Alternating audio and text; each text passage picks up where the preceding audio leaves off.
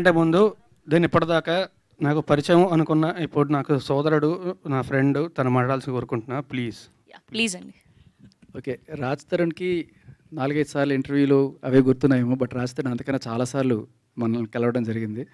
Especially big ఎఫ్ఎంలో last Vinayaka చవితికి తిరగబడి రాసాము promotion కోసం అన్నట్టుగానే మేము రాజ్ తరుణ్‌ని పిలిచాం. వినాయక చవితి పండాలకి మేము ప్రతిసారి కూడా చాలా భారీగా ఒక పెద్ద మాల్‌లో యాక్టివిటీ చేస్తాం. అప్పుడు రాజ్ తరుణ్ వచ్చినప్పుడు మేము ఇద్దరం కలిసి డ్యాన్స్‌లు వేసాం. సో ఆయన చాలా చోట్ల వెళ్తుంటారు కాబట్టి ఆయనకు గుర్తులేదు. బట్ 4, 5 సార్లు కాదు, కనీసం 20, 30 సార్లు కలిసాం ఇప్పటిదాకా. కానీ ఆ రోజు నేను రాజ్ తరుణ్‌తో చెప్పిన మాట కూడా తిరగబడరా స్వామి అని చెప్పి ఇంత పెద్ద టైటిల్ కాదు, మీ సా అని రాస్తే సరిపోతుంది అని చెప్పి.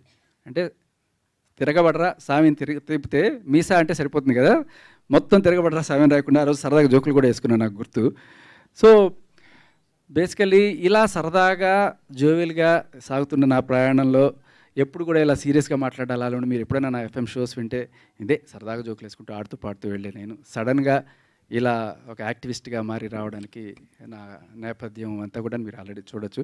బట్ అందులో భాగంగానే ఇవాళ రాజ్ తరుణ్ కేసు ఇన్వాల్వ్ అవడంతో ఇది ఒక పెద్ద డిస్కషన్ పాయింట్గా, ఇది సమాజాన్ని మార్చడానికి ఎస్పెషల్లీ మగవాళ్ళని హెరాస్ చేస్తున్న ఈ చట్టాలను మార్చడానికి ఒక ఉపయోగపడుతుందని చెప్పి ఆ పోరాటం చేస్తున్నాను. అండ్ దానికి రాజ్ తరుణ్ కూడా నాకు ఫ్యూచర్లో సహకరిస్తాడని చెప్పి ఆశిస్తున్నాను. And all the best Tiragabadara Swami. Thank you అండి.